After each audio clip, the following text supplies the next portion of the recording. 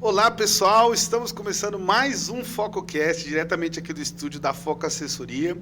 E hoje vamos falar sobre saúde mental e sobre o Setembro Amarelo, mês da prevenção ao suicídio. Nosso convidado é o psicólogo Júlio Ribeiro, que vai compartilhar sobre a sua trajetória e experiências. E também vai falar um pouco da sua clínica, a Ritmos.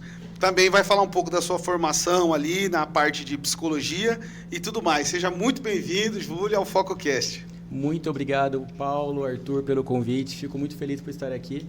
Vamos falar aí sobre um assunto que eu gosto muito, particularmente, saúde mental e psicologia. Muito legal. Ô, Júlio, a gente pode começar aqui, você mostrando pra gente, falando para os nossos ouvintes aí, como que foi o seu interesse pela psicologia? Pela psicologia, bom, a minha história, eu vou contextualizar um pouquinho, porque a gente vai se referir muito a ela. Porque depois de um processo terapêutico também eu comecei a me conhecer melhor e a entender alguns pormenores da minha vida.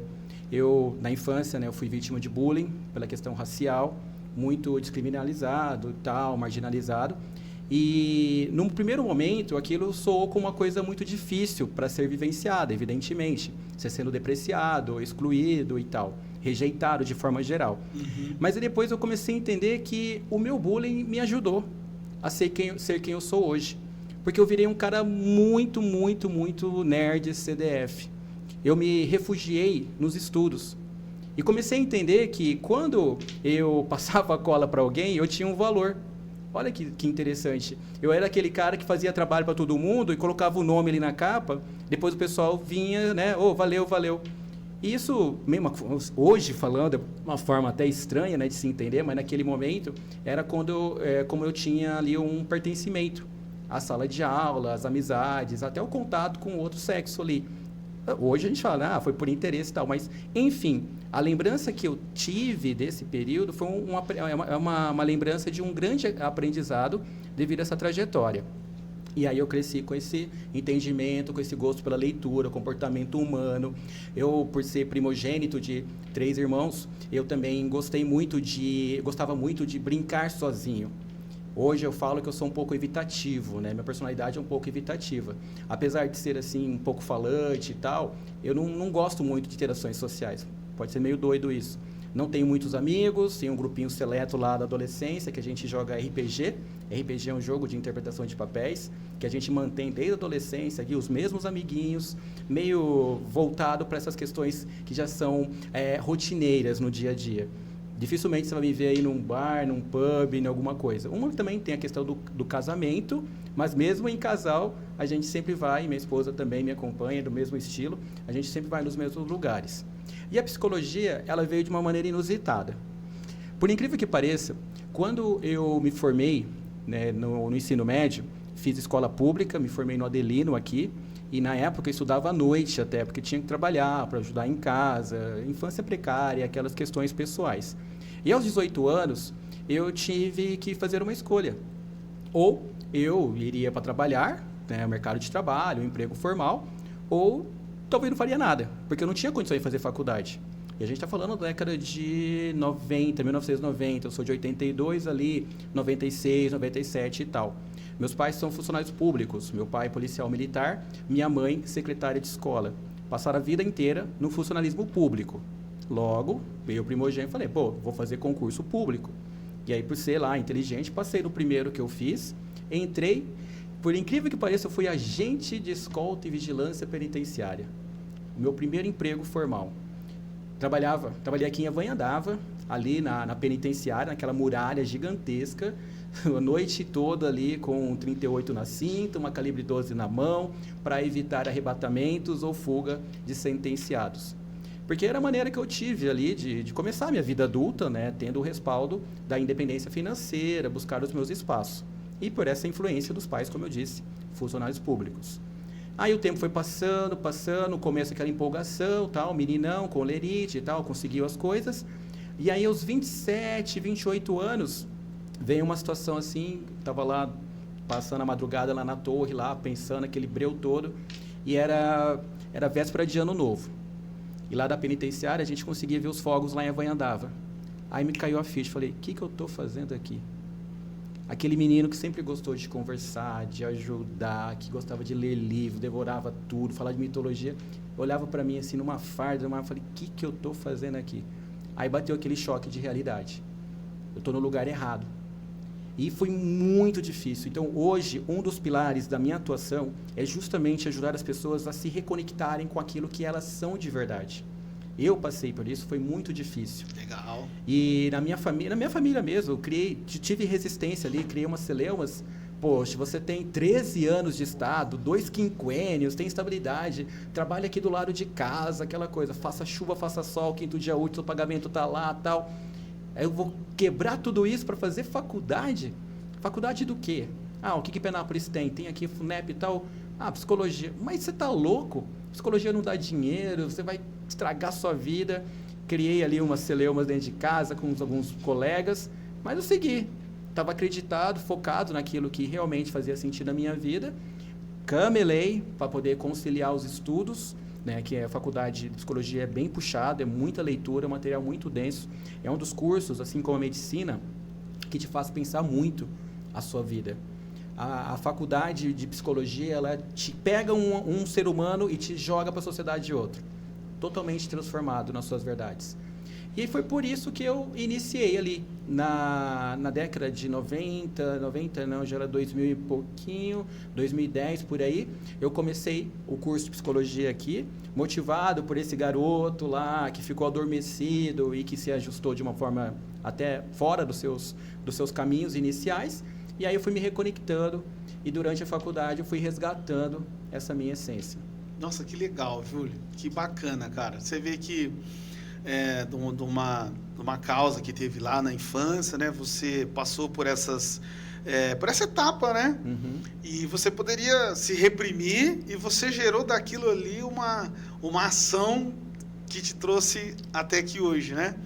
E olha que legal, você teve um ponto ali que você estava em uma situação profissional que você falou, pô, eu não sei se é isso que eu quero para minha vida mesmo. E muitas pessoas, Júlio, elas estão nesse caminho e não conseguem ter esse estalo que você teve. Uhum. Às vezes ela até tem, mas não consegue ter a atitude que você teve. Uhum. Porque elas, depois de um certo tempo que ela está naquele envolvimento profissional, ela se sente aquilo para sempre, né? Verdade. E verdade. você não, você falou, opa, Uhum. eu estou nessa profissão, mas eu não sou totalmente isso. Eu posso ser outras coisas. E você se desafiou. E isso é legal, cara. Que bacana. Uhum. Muito legal. E comenta um pouco pra gente aí da sua formação acadêmica, onde você se formou, como que foi isso pra você? Eu comecei aqui em 2010 na FUNEP, né, com essa questão de estar aqui no meu território, tal. Fiz a faculdade. Tive grandes situações ali dentro, junto ao diretório acadêmico, fomentando trabalhos, o crescimento da própria FUNEP. E aí uma coisa que tem que ficar registrado na história, quem participou viu. O diretório acadêmico da FUNEP, em 2012, foi quem trouxe essa medicina para cá hoje. Quem que era? Eu não vou recordar os nomes, mas enfim, vai ficar na história ali. Porque o diretório acadêmico teve uma noite fatídica aqui em Penápolis, que nós conseguimos levar o diretório, os alunos da FUNEP para a Câmara dos Vereadores. À época, tinha um projeto chamado a municipalização da FUNEP e tal.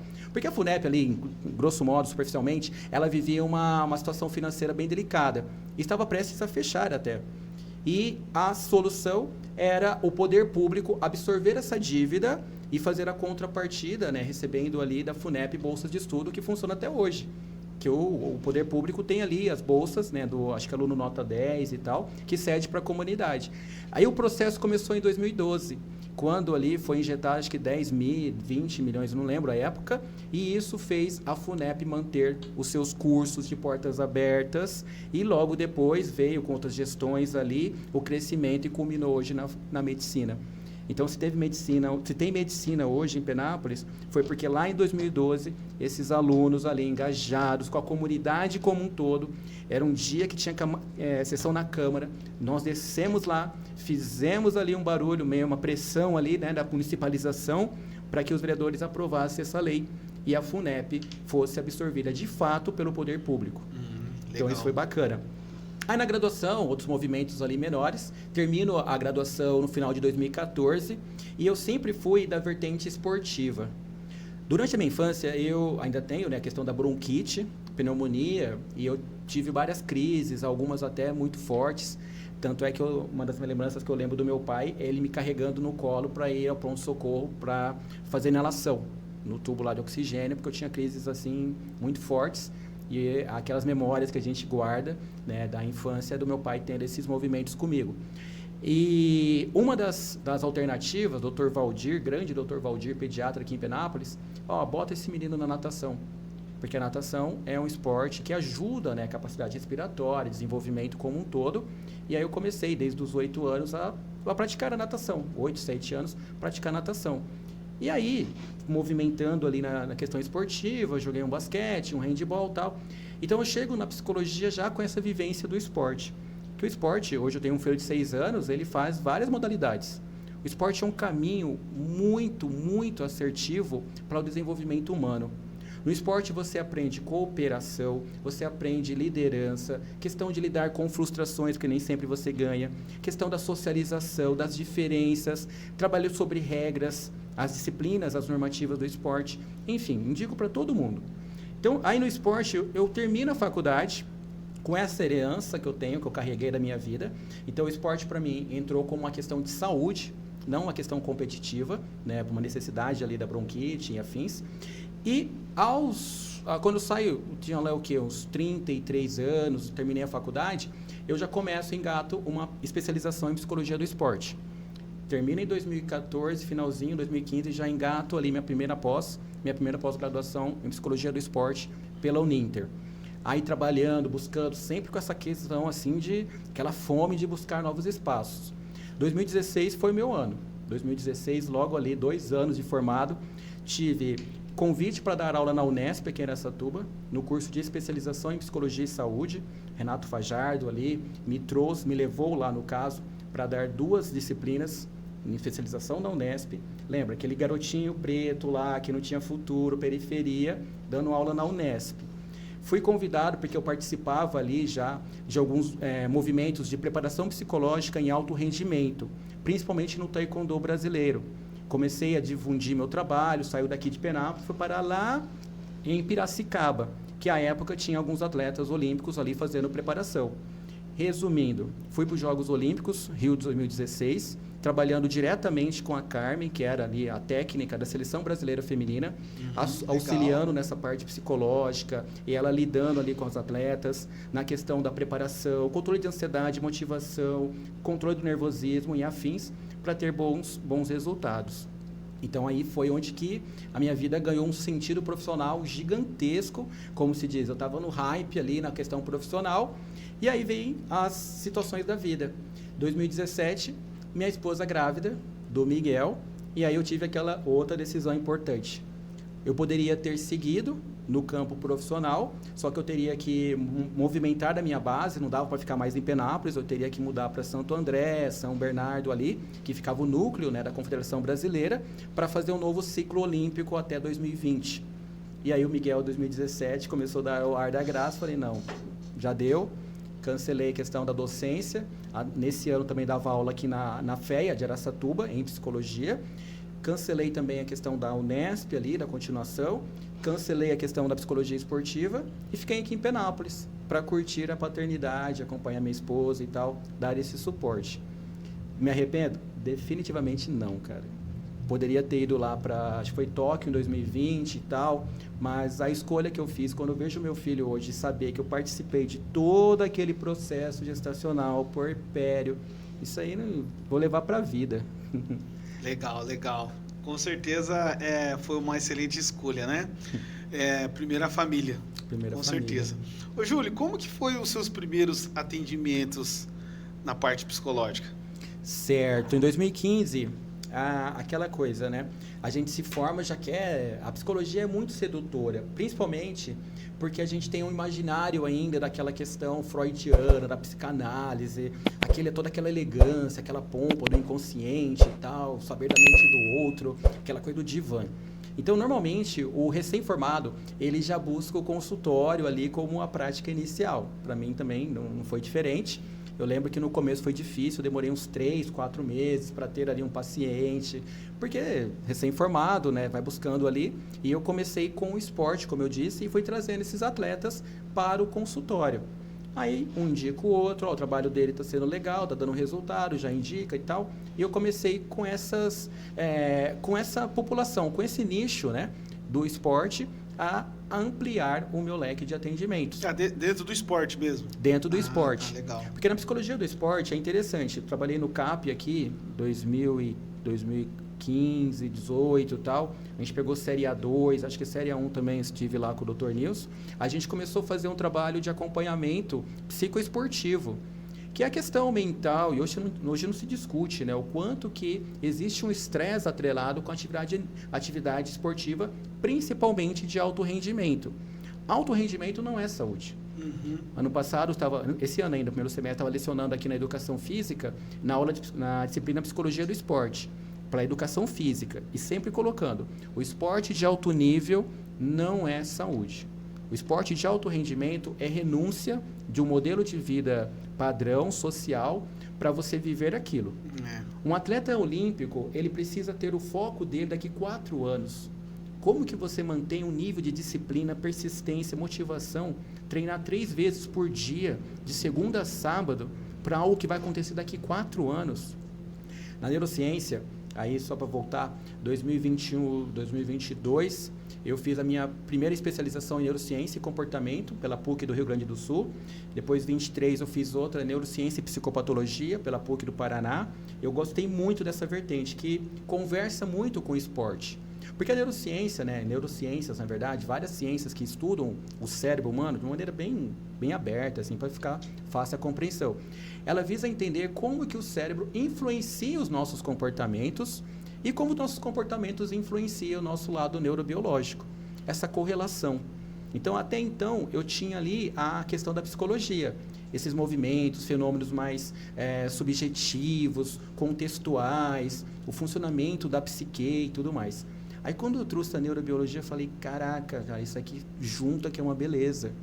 Hoje eu consigo entender, por exemplo, e foi motivo do meu artigo na PUC no Rio Grande do Sul, meu TCC de conclusão de curso, que se você não tiver uma boa noite de sono, você não vai regular o seu ânimo. Você pode tomar a tarja preta que for, você pode fazer a terapia que for. Você precisa ter, nesses componentes biológicos, um certo grau de aderência, de suavização, um nível basal funcional para que você possa alicerçar outras camadas. E aí vem um protocolo que eu utilizo até hoje, que chama ASA, Alimentação, Sono, Atividade Física. Qualquer paciente que me chega, a gente trabalha nisso primeiro. Não tem como você ter saúde mental sem ter uma boa microbiota intestinal, que é a questão dos alimentos, nutrientes, ferro, magnésio, vitamina, complexo B e tudo mais. Não tem como você ter um bom ânimo, disposição para o dia seguinte, se você não tiver um sono restaurador. É no sono que a gente tem processos como a consolidação da memória, regeneração celular, questões de limpezas de toxinas. Então, se você não dorme bem, não repara através do sono o seu organismo, no dia seguinte você acorda um caco. E, por último, a atividade física. A atividade física é um bálsamo para a nossa saúde mental. Endorfinas, adrenalina, serotonina são liberadas, e é interessante que isso a gente busca nos remédios. Quando eu não tenho da produção natural, ou por deficiência ou negligência, eu vou ter que recorrer à medicação. Os benzodiazepínicos, as medicações para poder induzir ao sono e afins, para poder ajustar esses componentes que eu poderia ter com luz do sol, com atividade física regular.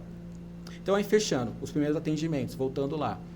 Eu descobri um TDAH no meio do percurso aí. TDAH é muito interessante, né? O transtorno de déficit de atenção e hiperatividade. Pelo meu filho. Meu filho é um TDAH clássico, isso minha esposa e eu, a gente não tem diagnóstico, tá? Mas ali na observação diária, ele tromba sozinho, ele esquece as coisas, ele tem lapsos assim de ir para um lugar, depois vai para o outro, tal. Ele é o clássico TDAH escrito. E não tem como ele ser, sendo que os pais não tenham sido. Porque o TDAH, ele é uma condição do neurodesenvolvimento. O que isso significa? Que você tem um componente ali de predisposição genética que durante a questão da sua vida, na infância, vai começar a surgir e dependendo da intensidade, do meio que está ao seu redor, vai te prejudicar ou não.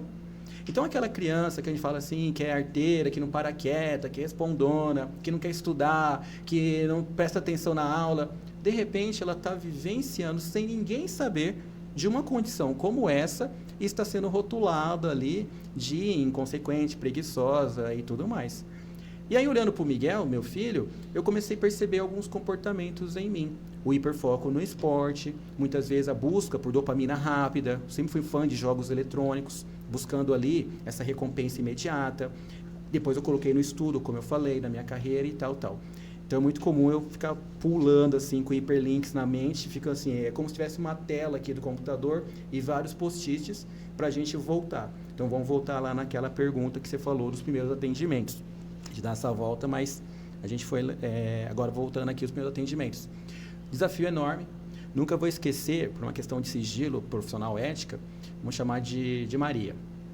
A Maria, minha primeira paciente, uma adolescente por volta dos 15, 16 anos, com uma grave despersonalização, nada mais fazia sentido para ela, vítima recente de abuso e tal, intrafamiliar, e estava desconectada de tudo, não querendo mais seguir adiante, vendo-se suja, né, essas percepções que uma situação traumática como essa causa na vida de uma mulher. E aí eu já peguei, assim, esse paciente, assim, todo denso, busquei supervisão, evidentemente. Logo no começo? Logo no começo. Já veio essa, assim, falar, vamos ver se seu certificado é de verdade, seu diploma é de verdade, né? Já foi aí. E aí manejando, conversando e tal. Mas eu lembro que no começo a Maria me gerava uma preocupação gigantesca. Foi onde que eu busquei a supervisão, porque eu percebi que não estava dando conta. Uhum. E esse movimento é muito importante. Hoje eu supervisiono alguns psicólogos, trabalho com terapia, com psicólogos. A gente precisa reconhecer nossa limitação. Ninguém aqui tem que bancar o homem de ferro, a mulher maravilha, dar conta de tudo. E se não fosse supervisão, talvez a Maria hoje não estaria como ela está. Porque com auxílio de um outro psicólogo, supervisão é isso. Quando a gente leva o caso para alguém que já está ali, experiente, trabalhando, e ele foi me ajudando. Principalmente num conceito que eu trago até hoje, uns 11 anos depois. Empatia afetiva e empatia cognitiva. Você pode contar a sua história, falou que você teve ali um trauma, uma dificuldade, que teve ali um mal-estar, que está sofrendo. Eu vou me solidarizar com o seu sofrimento, porque nós somos seres humanos e a gente lida com a dor do outro. Mas eu não vou viver a sua dor. Eu não vou trazer a sua dor para mim. Eu não vou carregar aquele peso. Um oncologista, ele não precisa ficar com câncer para cuidar da pessoa que tem ali o câncer. Ele só precisa compreender e sentir aquele sentimento de dor, de sofrimento que contagia a família. E aí, com essa Maria, eu estava na empatia afetiva. Então, se envolveu emocionalmente. Você se envolve, cara. E é uma coisa muito difícil de não acontecer. E todas as emoções. Às vezes a gente pode ter raiva do paciente, pode ter tristeza, pode ter desejo pelo paciente. Isso é comum. Não vamos aqui também passar. A gente tem que só ter o controle e perceber. Não, aqui eu já não estou dando conta. Tem um limite, né? Até aqui vai, né? Até aqui eu consigo suportar. Aham. Legal, bacana, bacana. Eu ia perguntar justamente isso, um sigilo ali de um caso você já deu, que legal. Uhum. Muito bacana. Vamos entrar nessa parte aí, ô Júlio, na parte de saúde, saúde mental, em perspectiva, tá? O que significa saúde mental de uma forma assim, bem simples? Saúde mental é um conceito que é bem interessante. Vamos lá. A mente, entende-se que ela é um produto do cérebro, né? Que a mente está dentro ali do cérebro e tal, tem o seu funcionamento, a atividade do pensamento, a memória, as emoções e tal. Só que o cérebro é um órgão, ele é um órgão. E como qualquer órgão do corpo humano, do nosso organismo, ele precisa ser nutrido, ele precisa de descanso e ele precisa de nutrientes adequados para funcionar. Então, se a mente está dentro do cérebro, não existe a mente solta. Então, não existe saúde mental, só existe saúde física. Porque se meu cérebro não estiver legal, não tem esse produto que é a mente. Né? É uma reflexão bem interessante que a gente começa a falar, mas pô, será que existe saúde mental? Porque se não tiver o cérebro, não tem mente. Então, só que a neurociência, as neurociências elas são muito amplas e já tem uma outra vertente, por exemplo, dizendo que não, que o cérebro é produto do pensamento. que não o contrário, não é o pensamento que é produto do cérebro, numa questão de uma metacognição, de você viver observando a si mesmo, e aí a gente vai embora com evidências ali que vão nessa direção para contextualizar essa questão da saúde mental. Mas o que é mais aceito hoje, com evidências e tudo mais?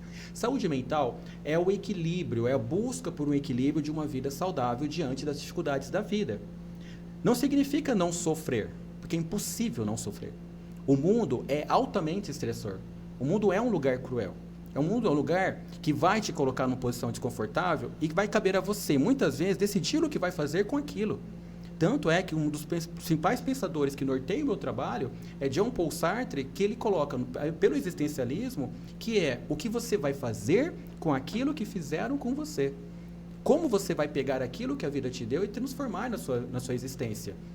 E, pela minha história, como eu falei, eu poderia ter ido para vários caminhos destrutivos.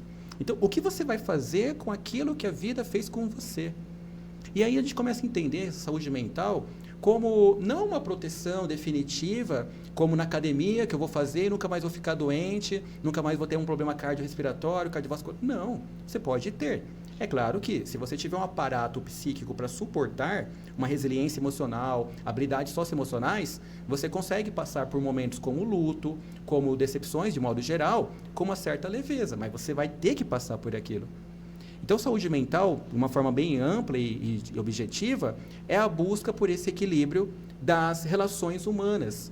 Como eu lido comigo mesmo e como eu lido com o outro de uma maneira saudável, qualitativa. Tá. Então, assim, de uma forma simplista, saúde mental é não sofrer com a mente? Não sofrer com a mente ou buscar, diante do sofrimento, alternativas para sair do sofrimento. Uhum. Essa perspectiva, sim. Eu vou cair, mas eu vou levantar depois. Sim. Existe um tabu muito grande sobre isso, né? Na parte mental, né? Tem bastante pessoas ainda que não procuram um psicólogo, né? E não entende a importância disso. Como a gente estava falando no off aqui, eu vejo que cada vez mais as pessoas vão precisar cada vez mais entender que é uma ajuda. Ela vai ter que procurar uma ajuda. Por quê? Porque o psicólogo, ele não é que você vai pagar para ele te ouvir. Ele vai te compreender, né? Ele vai conseguir esclarecer coisas que talvez nem você mesmo está conseguindo se compreender. E se você não colocar para fora, como que você vai saber se está certo ou se não está certo, né? Verdade, bem cirúrgica a sua fala, porque com o advento da pandemia, acelerou um processo ali do ser humano, ele perceber a sua vulnerabilidade. A gente pensa assim, né? Um vírus assolado no mundo todo, cara, nos impediu de ter relacionamentos, nos impediu de ter a vida como a conhecíamos, movimentou toda a nossa sensação de medo, de ansiedade, de apreensão em relação ao futuro.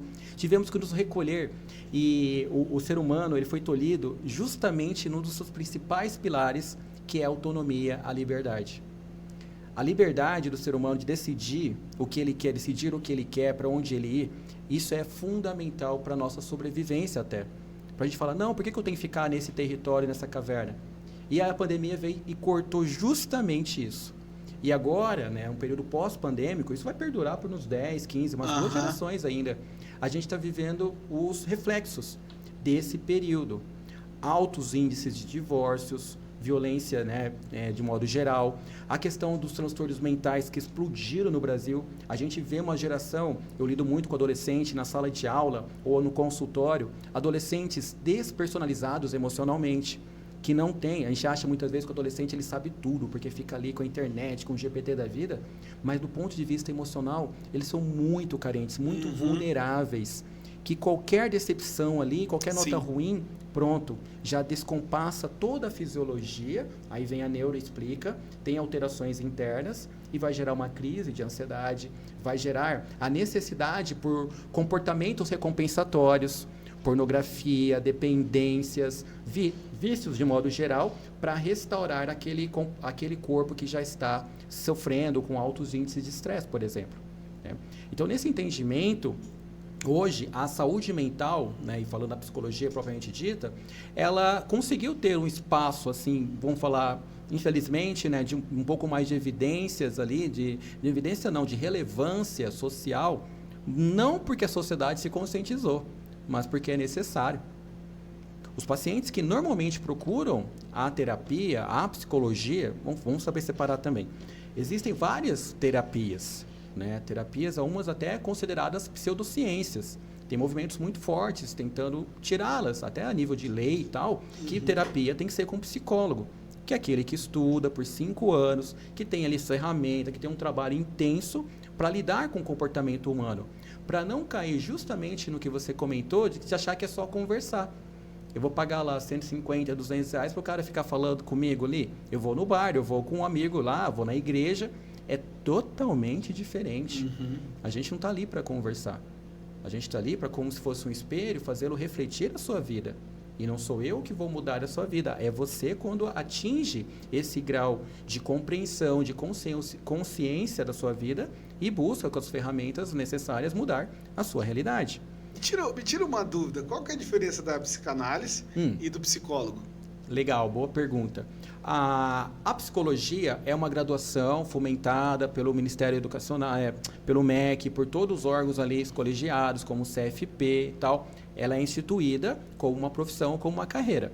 A psicanálise não, tanto é que você não tem uma graduação em psicanálise. Você tem formações em institutos, muitas vezes pela internet, ali, de maneira até irregular, muito superficial, para lidar com o comportamento humano.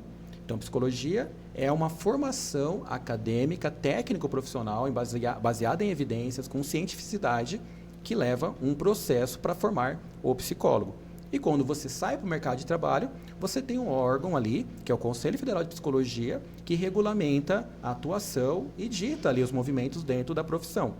A psicanálise, ela é um movimento, né, nessa vertente, vou explicar depois, nessa vertente de uma formação independente, que você tem ali com um instituto, uma outra instituição, essa formação. Mas ele pode clinicar também? Ele pode clinicar. Na verdade, no Brasil, nos Estados Unidos é diferente. Para você abrir um consultório e atuar com psicoterapia, se não me engano, para não falar bobagem, mas com quase certeza, você tem que ter doutorado em psicologia. Você não pode se formar hoje e amanhã já abrir um consultório. Sim. Júlio, tamanha importância. Sim. A psicologia, qual que é a base da psicologia? Você consegue me falar assim, quais são os pilares da psicologia? Certo. As bases da psicologia é uma epistemologia baseada em estudos, em trabalhos, desde Wundt, no final de 1800 ali, que ele começa a ter os primeiros trabalhos experimentais. E aí vem com outros autores, outros teóricos, entendendo o funcionamento dessa tal mente, desse corpo.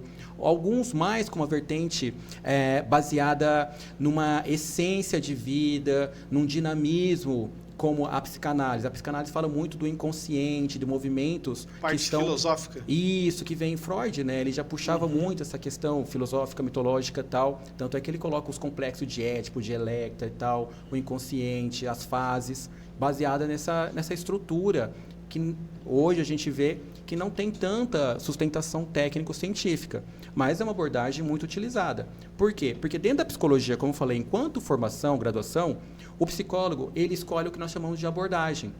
A abordagem é a maneira como você entende o mundo e o sujeito à sua frente. A psicanálise entende, por exemplo, que muito do que você apresenta na fase adulta é arraigado lá na sua infância. Na primeira infância, até seus 6 anos. E aí vem toda essa transição das fases, né? Oral, anal, fálica. E se você passou por elas de maneira adequada, você tem um comportamento assim, um pouco mais assertivo. E da mesma maneira que a psicanálise, enquanto abordagem dentro da psicologia, você encontra a terapia cognitivo-comportamental, a terapia com base fenomenológica, a gestalterapia, a psicologia sócio-histórica. São formas de compreender esse movimento. Então, a psicanálise, nesse ponto, ela segue o rito de uma formação e ali o psicólogo, minha esposa foi formada na psicologia e dentro da psicologia ela adotou a abordagem psicanalítica para compreender o desenvolvimento do sujeito ali à sua frente. Sim, usando aquela máxima, conheça-te a ti mesmo, né? O Sócrates. A gente está no 21º episódio, né? E aqui... Nós entramos nesse 21º episódio, Júlia, nós estamos entrando no Setembro Amarelo, né? Da prevenção ao suicídio. Vamos comentar um pouco isso aqui? Dá uma contextualizada geral pra gente. Tá, vamos lá. O campo do... O suicídio em si, a palavra suicídio, ela é aquela questão da percepção. Pedofilia, abuso, estupro, são palavras fortes, né, no nosso dia a dia, que já remete já ao imaginário de dor e sofrimento. Então, até mesmo a nível aqui, né, de publicizar, pode ter certeza que isso aqui vai ter que colocar um pi ali para não falar, para não cair em engajamento, aquela toda, ou na legenda colocar L1 e tal. Então, isso é um dificultador, porque a gente precisa falar. Eu fiz um curso de suicidologia com a Karina Fukumitsu, 2021, aqui na Unesp de Araçatuba, que ela trouxe muito essa questão do quanto mais a gente falar, mais levar as informações, mais as pessoas vão ter acesso a como lidar com aquelas situações que são espinhosas socialmente, os tabus. O suicídio e o Setembro Amarelo são entrelaçados porque o dia 10 de setembro é postulado pela Organização Mundial da Saúde como o Dia Mundial de Combate ao Suicídio, onde práticas governamentais, particulares se unem para que possamos discutir a conscientização e principalmente a prevenção ao suicídio. E aí o mês, na 2014, o CVV, Centro de Valorização à Vida, a Associação Brasileira de Psiquiatria e o Conselho Federal de Medicina se reuniram para criar uma campanha englobando todo o mês de setembro. E a questão do Setembro Amarelo e tal, tem uma história pautada lá num jovem americano que ele, infelizmente, veio a falecer e ele é muito solícito. E a partir daí veio a questão da cor amarela, porque é relacionado a um carro amarelo que ele tinha lá na época. Então, em homenagem, gerou essa simbolização da cor e daquela fitinha, aquele lacinho amarelo que a gente conhece como um símbolo dessa campanha de prevenção ao suicídio. É importante a gente dar abertura para falar de uma maneira técnica, de uma maneira real, sem romantismos ou sem esse receio. Não posso falar, não posso dar abertura porque isso atrai. Não. Existe, segundo a Karina Fukumitsu e outros autores, um processo de morrência na sociedade. O que é um processo de morrência? Falamos agora há pouco da saúde mental. A saúde mental é um substrato da nossa sociedade, da gente se manter da melhor maneira possível equilibrado diante dos fatores que estão toda hora permeando a nossa vida. E quando a gente não consegue esse equilíbrio entre o que eu sou, como eu me vejo e o ambiente ao meu redor, aí você pode colocar várias situações. No trabalho, através do burnout, relacionamentos através da despersonalização, da infidelidade, pessoal, a nível de não realizações, frustrações, a gente começa esse processo de morrência. Então, é muito simplista quando vem notícias que falam, fulano tirou a vida por causa disso ou daquilo. Não foi por causa daquilo. Ele já vinha num processo de morrência. Teve uma série que ficou muito popular tempos atrás, chamada Os 13 Porquês, que ali é de uma garota norte-americana que ela conta com 13 episódios o porquê que no final ela teve aquele desfecho da morte auto-infligida. Que aí você começa a entender. Não é que justifique, mas... Como chama? Você falou? Os 13 Porquês.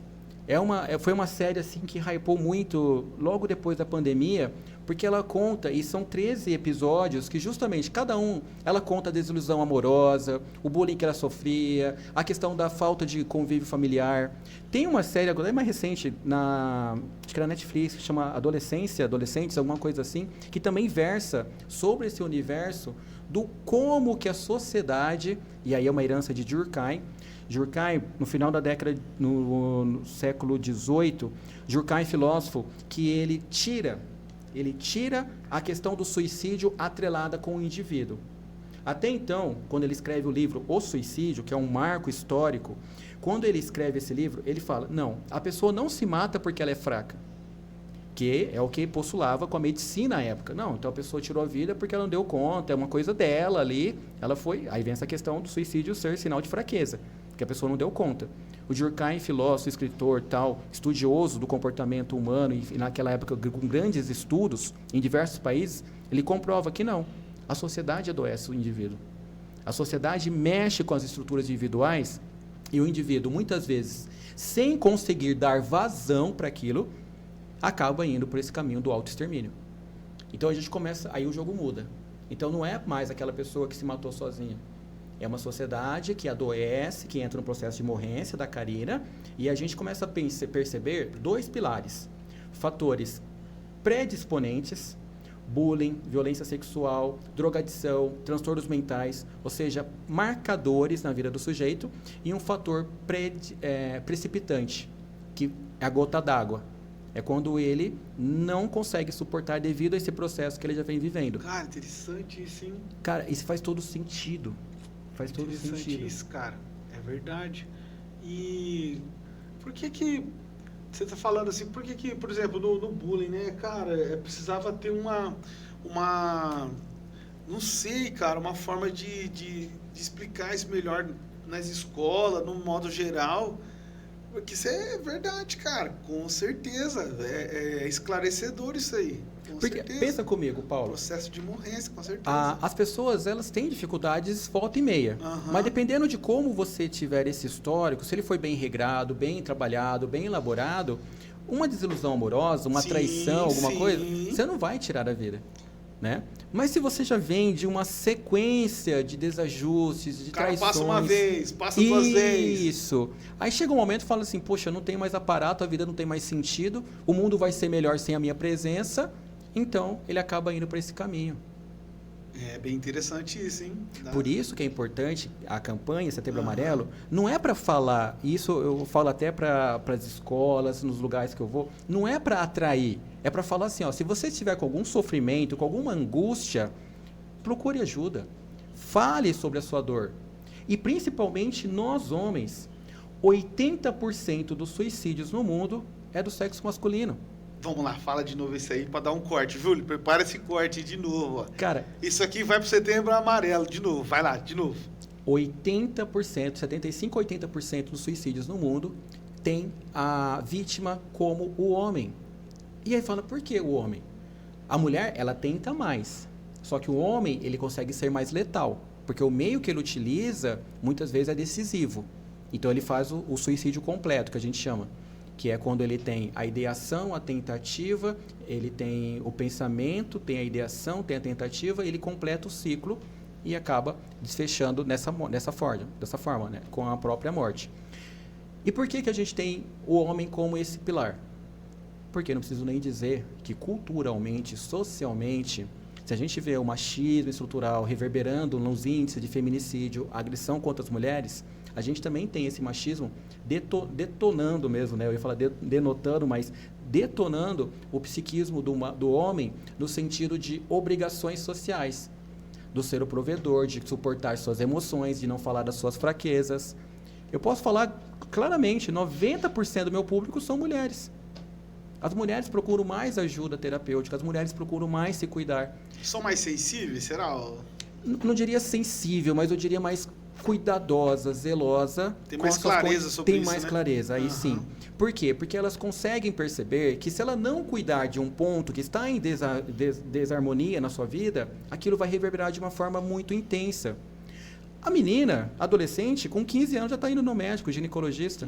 Quando que o homem começa a cuidar da sua saúde sexual? Não, demora, né? Quando precisa lá, na próstata, lá aos 50. E olha lá, ainda e olha lá, se prefere, não for machista ainda, isso, prefere passar, né? E muitas vezes quando vai descobrir um câncer lá, já é tarde.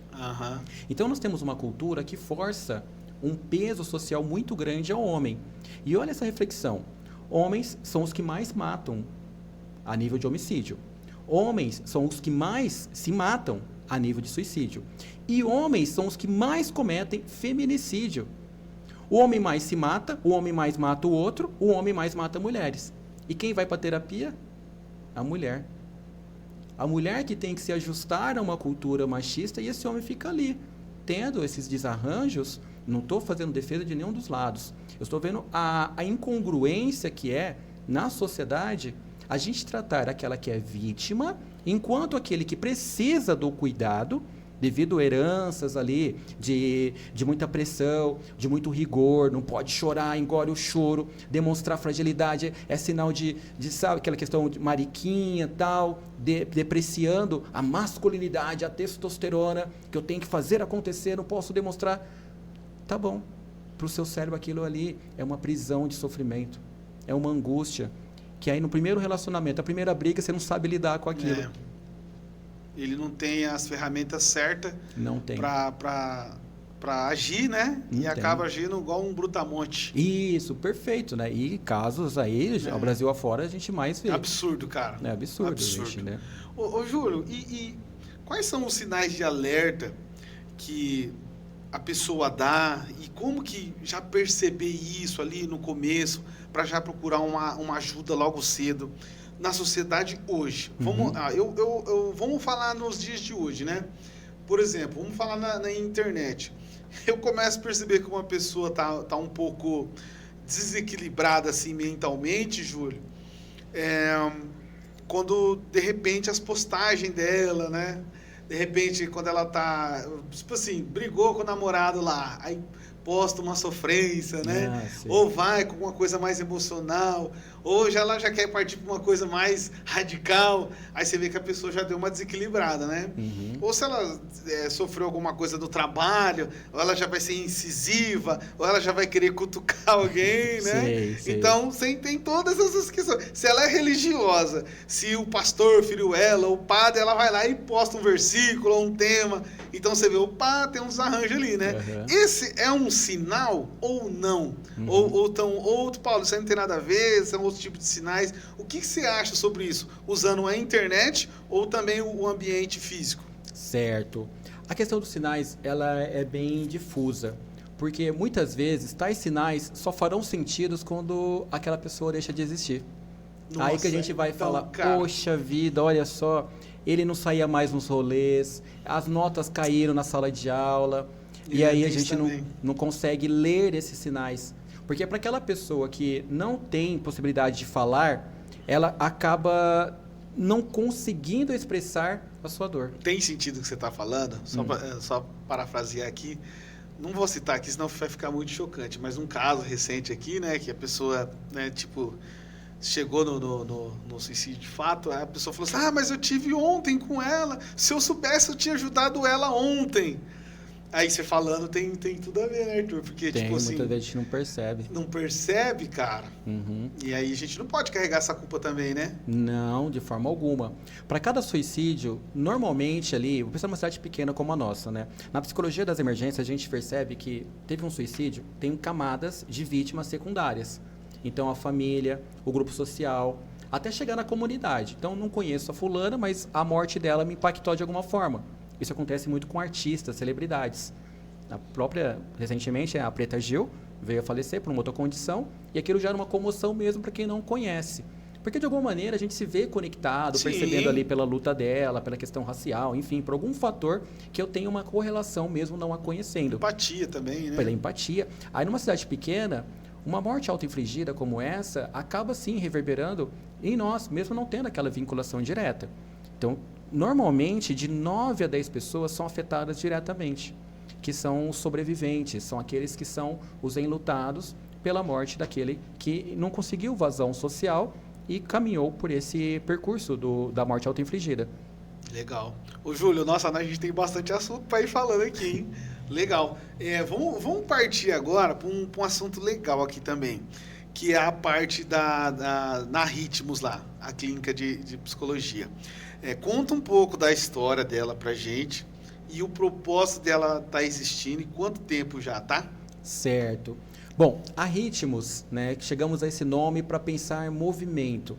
O ser humano precisa de movimento.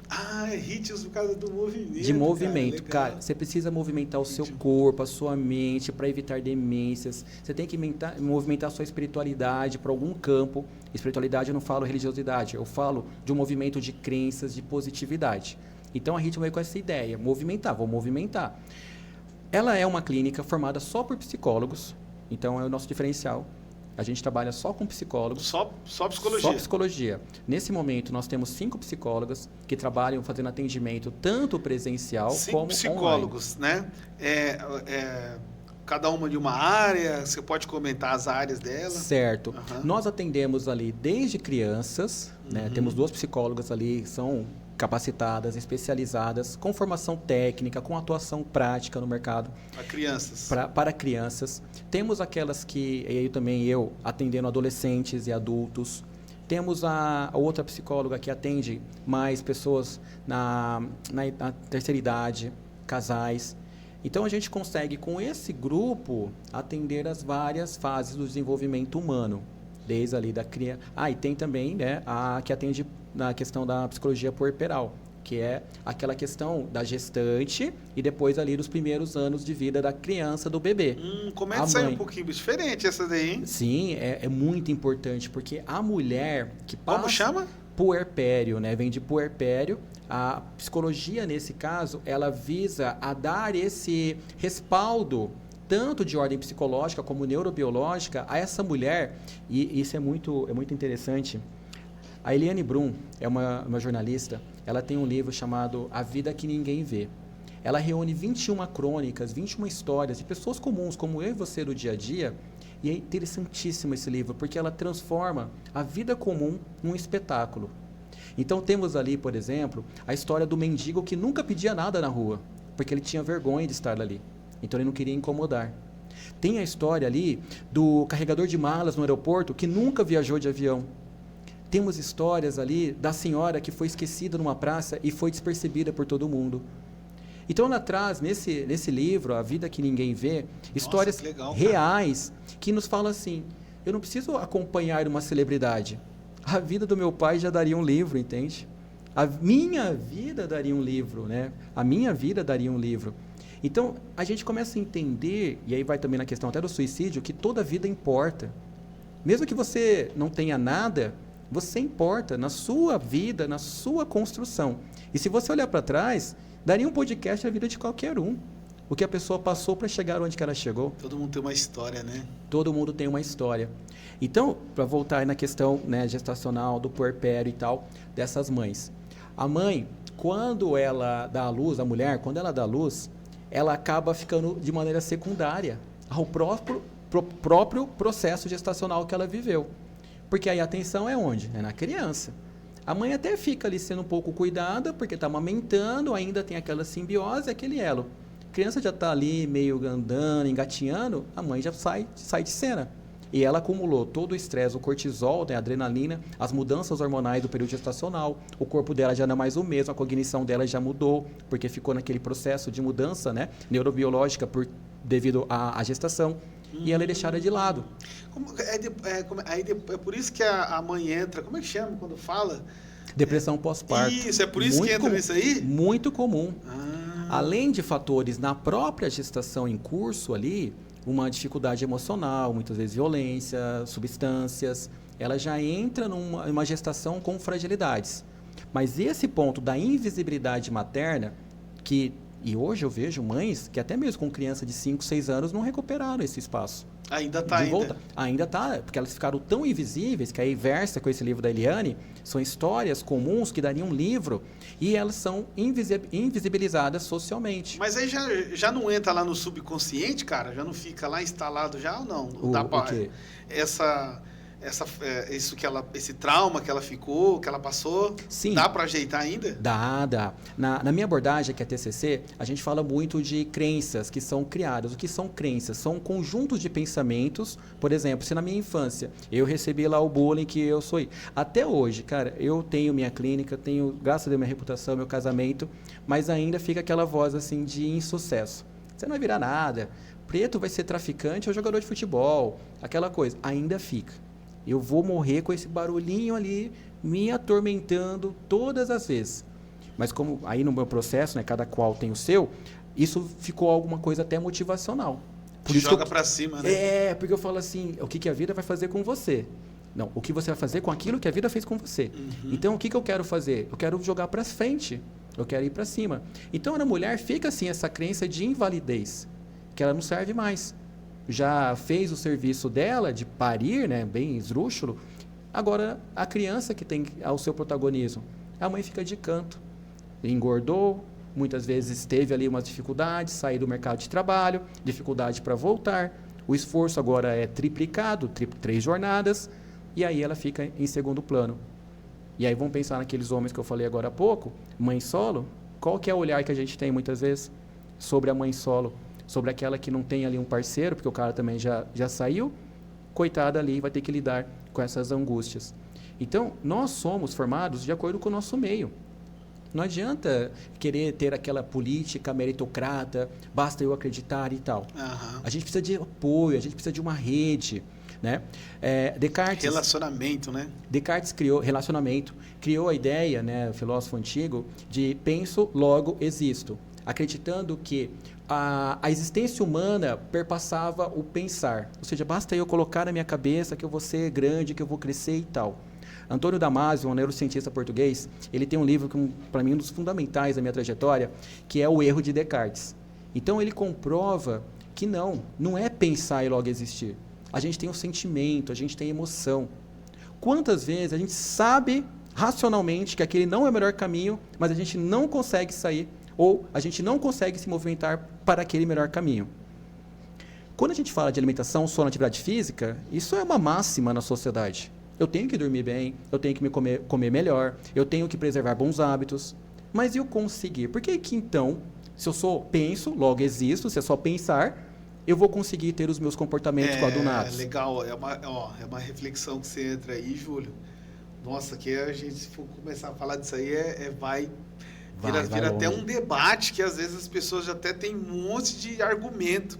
Porque, ó, eu vou te falar por mim, né? Eu já cheguei a pesar 130 quilos, cara. Eu emagreci, cheguei até uns 94, 96, e eu dei uma engordada de novo. E agora eu tô voltando a treinar de novo, já emagreci um pouco já. E eu fiquei pensando, cara, por que eu engordei de novo, né? Se eu tava tão bem, são vários fatores. Só que, o que eu identifiquei fora a minha parte também? Quando você sai de casa, tudo ao seu redor é para você engordar. Tudo é calórico. Cara, é uma pressão para você comer mal. É verdade. Porque se você vai na lanchonete, nada que você vai olhar lá vai fazer você comer bem. Entendeu? Se você vai num restaurante, nada. Entendeu? E se você for parar para olhar assim, você fala, cara, tudo que tá lá fora é para você engordar. Então, peraí. Então, não é só você pensar, é uma atitude, cara, é uma rotina diária, é uma renúncia, falar, hoje eu não vou comer tal coisa, não é? Exatamente, você tocou num ponto fundamental. O ambiente, a construção da personalidade, da nossa psique, ela é permeada por fatores genéticos, sociais, culturais e individuais. É muito interessante também, o outro neurocientista, o Robert Sapolsky, ele questiona se você realmente tem livre-arbítrio. Olha que interessante. Agora deve ser por volta de umas 9 horas, 8 horas, daqui a pouco a gente vai ter sono. Você tem o livre-arbítrio de decidir se vai dormir ou não? Ou você é movido pela necessidade de dormir? Então você fala assim, caraca, mano, será que eu estou decidindo mesmo? Ou são tais, eles chamam de marcadores biológicos. Eu quero comer agora ou porque eu vou comer porque eu estou com fome? Eu vou abrir um iFood, vou procurar comida, é porque eu desejo, eu tenho controle, ou é o meu corpo que está pedindo, e eu acho que eu tenho controle, mas na verdade o movimento inicial foi dele. Ele me coloca para dormir, ele me coloca para acordar. Então aí vai numa outra esfera da neurociência. Nossa. Esse Sapolsky, ele é incrível. Você começa a ler assim e fala, pô, mano, caraca, isso aqui é muito surreal.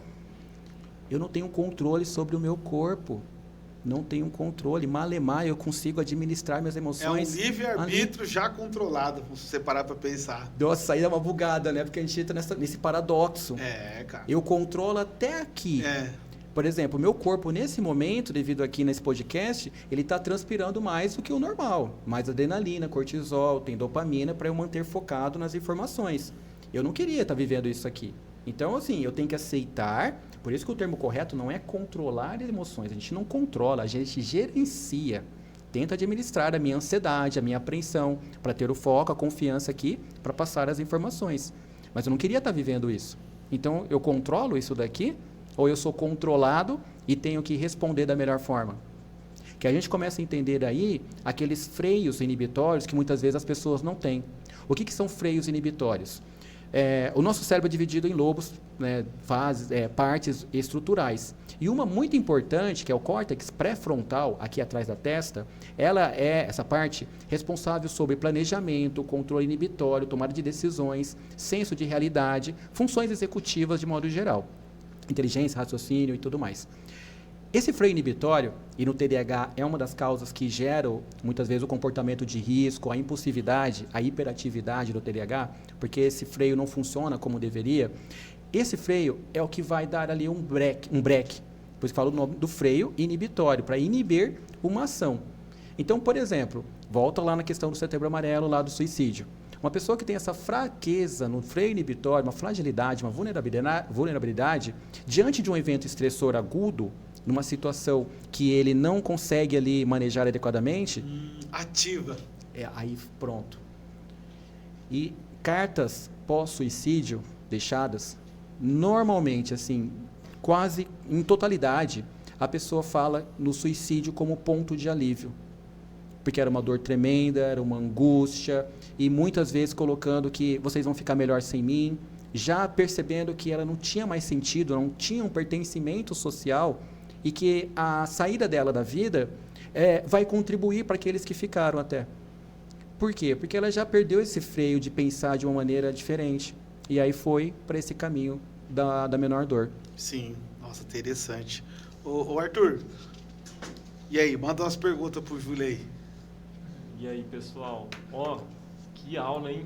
Rapaz... Que aula, cara. Que aula. Eu tô aqui de boca aberta. Porque Fala mais perto do microfone. O cara é muito inteligente, velho. Obrigado. Muito inteligente. Parabéns, viu, Júlio? Pela inteligência aí que você tem, cara. Ô Júlio, pega o celular pra mim, fazendo um favor. Eu vou fazer umas perguntas aqui agora. Uhum. Que a gente separou aqui.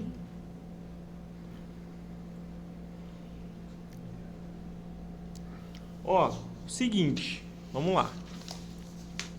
Primeira pergunta que eu quero fazer pra você aqui, ó, é um bate-bola, tá? Um livro ou filme que mais te marcou como psicólogo? Ah, esse é interessante, hein? Aí que tá. Um livro que marcou, talvez aqui o pessoal que tem ali seus 35, eu tenho hoje 43 anos, vá se recordar de um livro chamado Caminho Suave. Era uma cartilha de alfabetização. Uma cartilha de alfabetização na década de 90. Que tinha lá a letra A de amarelinho, amarelo, letra B, bola, C. Eu falo que esse foi o livro que me marcou. Por quê? E por quê? Porque quem eu sou hoje dependeu dessa alfabetização lá atrás. É fácil eu falar, nossa, eu li A Vida que Ninguém Vê, da Elaine, O Erro de Descartes. Que é os clássicos, né? Que são os clássicos ali, Aaron Beck, Judith Beck, TCC para ir, psicopatologia, artigos. É fácil você ver hoje a leitura e falar que aquilo teve relevância na sua vida. Mas Caminho Suave, Pequeno Príncipe, aquele livro que você lê com uma sutileza infantil, com certeza, aquele Júlio do passado, ao ler esse livro, fomentou esse Júlio que está aqui agora. Legal. Alguma coisa eu trouxe, mesmo que eu não tenha percebido. Porque a gente tem referência muito do agora. O que eu li mês passado, ano passado, tal, aquela coletânea, esse livro. Mas, e ao longo da minha trajetória? Quantos livros eu li que foram importantes? Então, numa questão simbólica, né, do Caminho Suave, que era uma cartilha de alfabetização, eu falo que ali eu comecei até a ter o gosto pela leitura. Então, se não fosse ali o Caminho Suave, talvez eu não estaria aqui hoje. Muito provavelmente porque eu fui influenciado por aquela construção. Olha, Bacana. que legal, que bacana. Fala pra gente uma frase que você carrega pra vida. Pra vida, gosto muito dessa do Sartre, comentei agora há pouco. Não é o que a vida faz com você, mas aquilo que você faz com o que fizeram com você. Que nos dá uma percepção de, tudo bem, eu vou sofrer, mas eu vou reconfigurar aquilo. Na mesma linha, Paul Auster, um escritor norte-americano, ele tem uma frase que é bem interessante, que é, foi, ponto, não será, lembre. Uma frase tão simples assim, foi, não será, lembre. O que você passou, já foi, ponto final. Lide com isso. Na TCC tem a ACT, que fala muito sobre isso, a aceitação e compromisso. Aceite que aquilo não saiu como você gostaria. Seja qual foi a situação, positiva ou não, aceite, aquilo aconteceu. Não será, não volta, não tem como voltar. Não será como era daquele jeito. A pandemia levou muita gente embora, foi, acabou. A gente não vai ter uma vida, não tem um novo normal, existe uma nova vida. Não existe um novo normal. O normal até ali era um. A gente tem que criar outro agora. E lembre que o Paul traz essa fala como assim, olhe para trás para poder continuar adiante, que é o que nos resta, o aprendizado, o legado. Hoje, eu tenho meu pai, tenho minha mãe aqui pertencentes, mas em algum momento eles não estarão mais comigo, ou eu não estarei, enfim. Lembre daquilo que foi cultivado, que foi criado. Então, essas duas frases, né, do Paul, mas que versa com o Sartre, mostra muito no que eu acredito hoje. De viver o momento, de ter decisões pautadas no seu momento atual, visando o futuro. Até porque, um gatilho rapidamente da neurociência, o cérebro é atemporal. Se você ficar lembrando agora de um evento passado que causou clamor, sofrimento, você vai chorar hoje. Ah, mas faz 10 anos. Você vai chorar hoje, porque ele não sabe distinguir o que está sendo vivido agora com o que passou. E isso explica também a questão da ansiedade. Hoje eu tive um caso, né, de uma adolescente que teve uma crise de ansiedade. Ela convulsionou, enfim. Por quê? Porque estava vivendo, muito provavelmente, situações futuras. E aquela carga, e aí o Sapolsky fala do eixo HPA, hipotálamo, pituitária, adrenal, se eu tenho uma percepção de algo que é muito ameaçador, lá na frente, o meu corpo capta aquilo como real agora, e por toda a circuitaria do hipotálamo suprarrenal, começa a liberar cortisol, adrenalina, e eu vou ter uma reação de desconforto agora. Ele meio que projeta aquilo já na mente. Projeta. Tanto é que o campo da memória, a neurociência que estuda a questão da memória, ela traz assim, isso é muito interessante. A gente acha que a memória é como se fosse um arquivo que você vai abrir uma pastinha, aquele arquivo vai voltar e você vai trabalhar com ele. Não. A memória, quando você lembra de alguma coisa, semana passada você vai lembrar que o Júlio esteve aqui. Uma área do seu cérebro vai mandar o som da voz do Júlio, a outra a visão do Júlio, o que o Júlio falou que ficou mais marcado. Então, assim, toda vez que a gente lembra de alguma coisa, cada área do cérebro manda um pedacinho e ele configura. Tanto é que aquele fenômeno chamado falsas memórias é por isso, que cada vez que ele reconfigura, ele não reconfigura da mesma maneira. É tipo um GPT que te engana nas respostas. Ele vai tentar combinar, mas às vezes não é a mesma coisa. Repara, você dificilmente, para não dizer impossivelmente, você consegue contar a mesma história da sua vida com os mesmos detalhes. É verdade. Você falando até do chat, é legal. Semana passada, eu e o Arthur, a gente desenvolve muita coisa ali no chat, né? E a gente estava desenvolvendo uma logo para um cliente, agora já usando a inteligência artificial. Ah, sim. E aí eu fiz uma, né, e mandei para ele, falar, Arthur, aí que tal. Aí ele foi, usou no mesmo lugar lá, ela mandou outra, cara. Mas não mandou igual. Não mandou, né? Muda uns detalhes ali, né? Então, é o mesmo funcionamento. Porque ele, tipo assim, ele tenta imitar a mente humana, né? Isso, tem ali um funcionamento parecido com a nossa mente, mas a gente não consegue. Amanhã eu faço a mesma entrevista, eu vou falar de outras coisas. Mas não consegue. E os exemplos que eu dei hoje, eu não vou conseguir reproduzir fielmente. Você pode tentar lembrar de todos, né? Mas você não vai conseguir. Não. Interessante, cara. A gente não consegue. É interessante quando a gente estuda o cérebro dessa vertente. Com certeza. O que você gostaria que todas as pessoas soubessem sobre a saúde mental? Tem algo assim em especial que você gostaria que as pessoas soubessem? Que tem que desmistificar. Tirar esse tabu, que quem procura acompanhamento psicológico, psiquiátrico nem se fala, né? Porque aí já rompeu a barreira ali com a sanidade mental, tomando remédio. Mas que as pessoas soubessem, e eu, nesse momento da minha vida, eu não vou falar que eu não atendo, é que você vai nichando o seu público e tal. Eu atendo pessoas que querem melhorar do 0 para o +1. O que é 0 para o +1? Vamos pensar uma pessoa que tem algum transtorno, algum processo de luto, alguma dificuldade cognitiva, uma avaliação, TEA, neurodivergência e tal, e precisa ter ali um acompanhamento para viver num nível social adequado, ok. E essa pessoa que não tem nenhum transtorno? E essa pessoa que chamam de transdiagnósticos? Essa pessoa que não tem nenhum diagnóstico?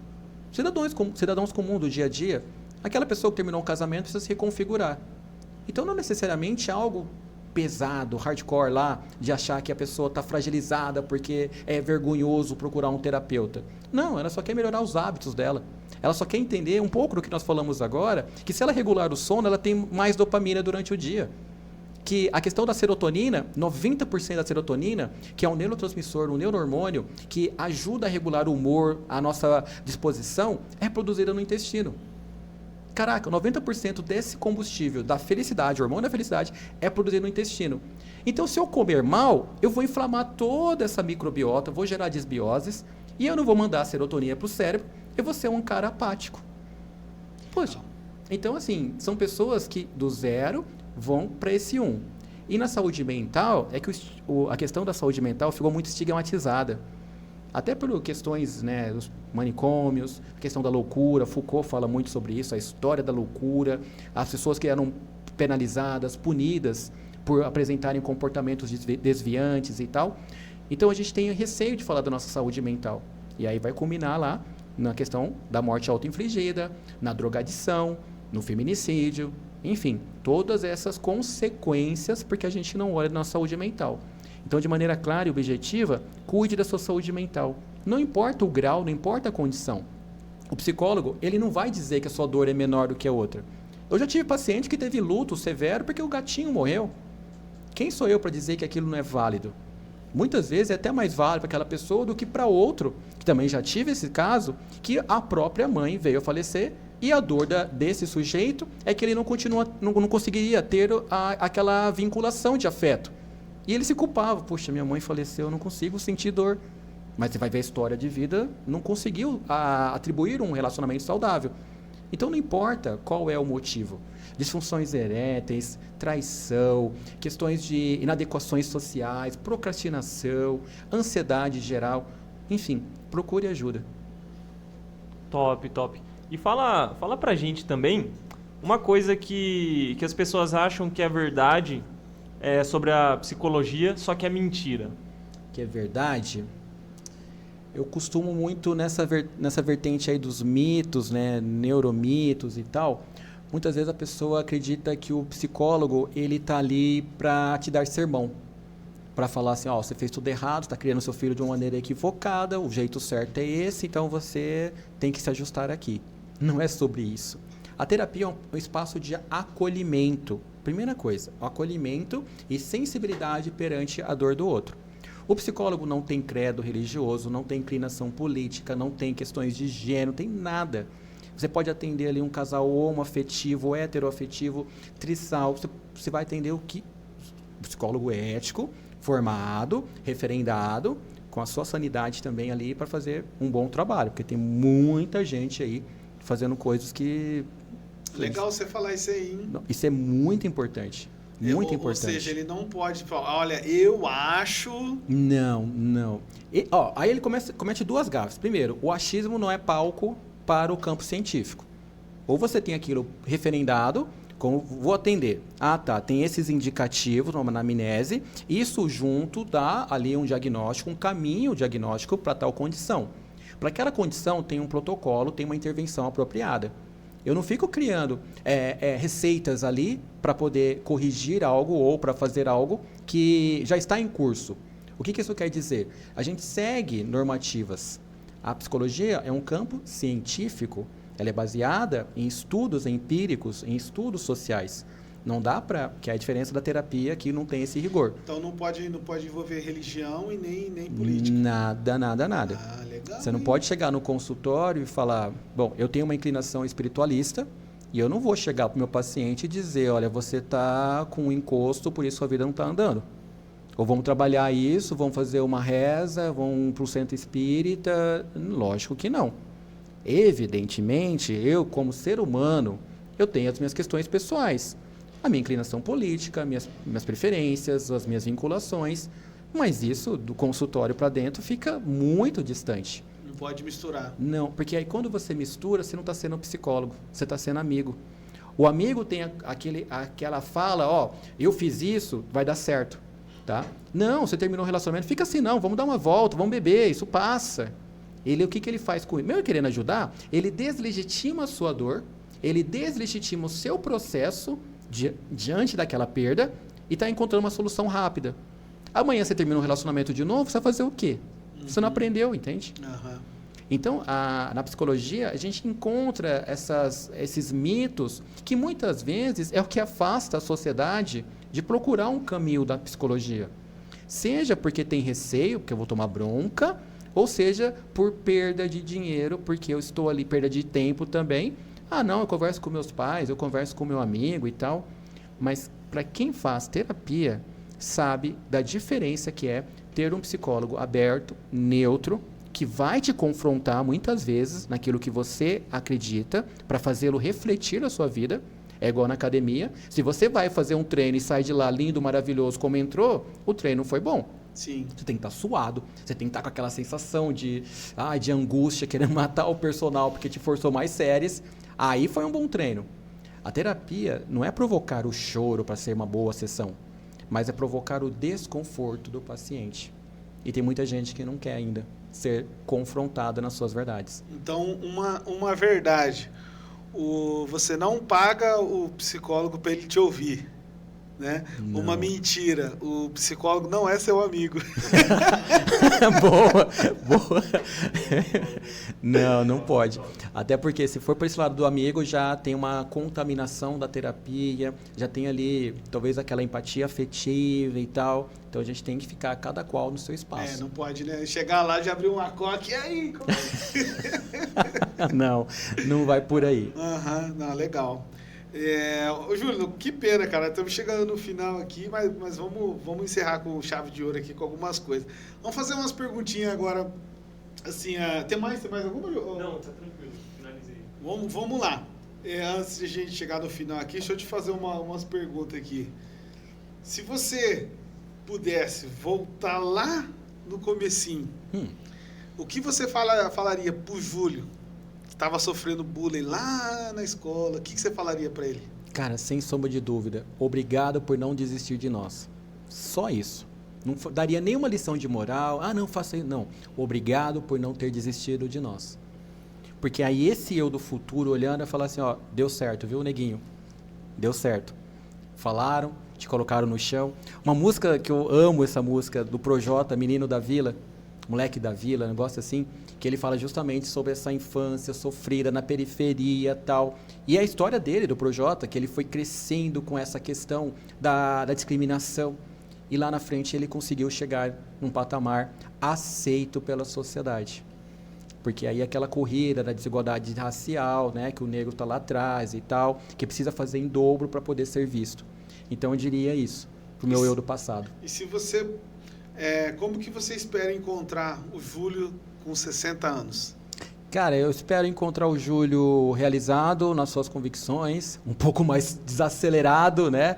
Várias vertentes, dou aula, participo de projetos sociais, tenho uma espiritualidade que eu regro, tenho a questão do trabalho, do estudo, das supervisões, novos projetos como a Ritmos, né? Essa empreitada aí dessa clínica, trazendo psicólogos para atender com qualidade, eficiência, num valor acessível.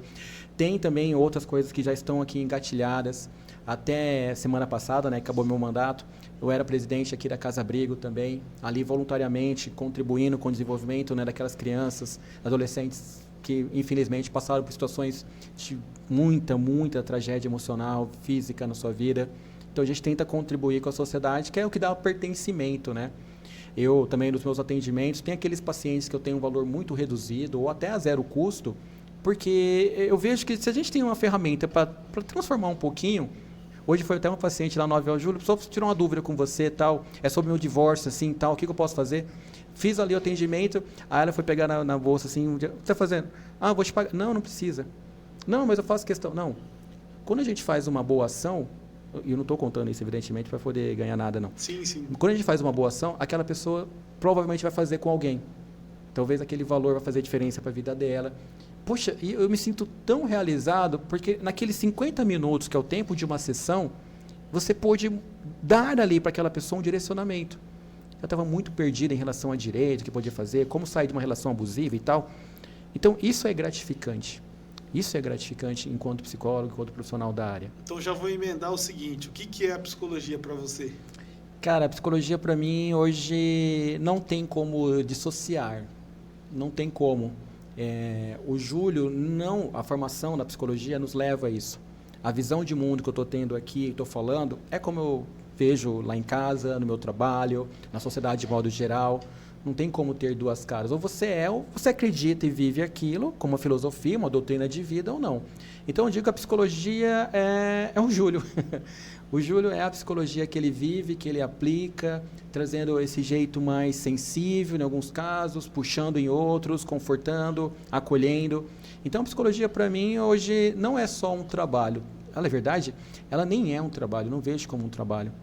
eu vejo como a possibilidade de fazer transformações como eu venho fazendo na minha vida, na minha família e daqueles que eu consigo impactar de alguma maneira.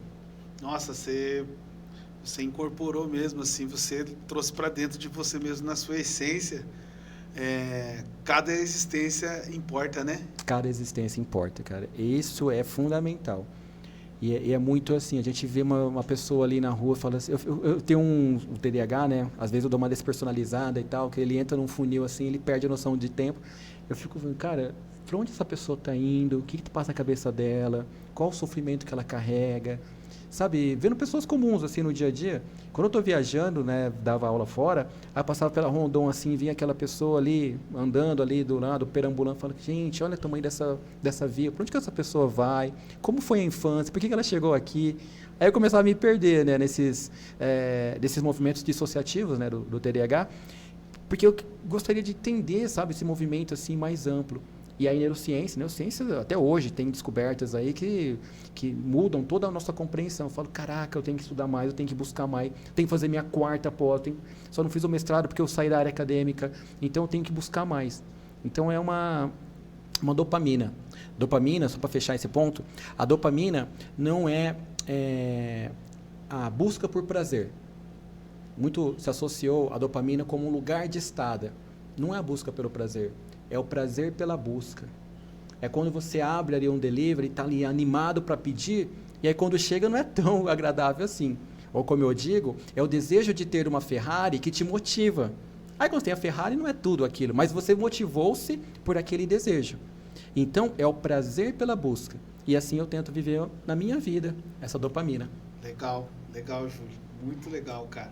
Você está me fazendo lembrar daquele filósofo Jacob Patrick, não sei se você já ouviu falar. Ah, gosto dele também. Ele fala que a gente só tem dois estados, né? Da insatisfação e da satisfação, né? Isso. Quando a gente está insatisfeito, a gente procura buscar a satisfação. E aí vice-versa. Uhum. Quando você está satisfeito, daqui a pouco você está insatisfeito. Só fica indo para esse lado para o outro. Ô, Júlio, que legal. O Arthur, ele tinha... foi semana retrasada, ele falou assim para mim, irmão... fiz um network com um cara bacana para levar lá no podcast lá, né? E aí eu falei, quem que é, cara? Falei, eu tava lá na Casa Move, não sei o que, tal. Passa o contato dele, vamos marcar um podcast com ele.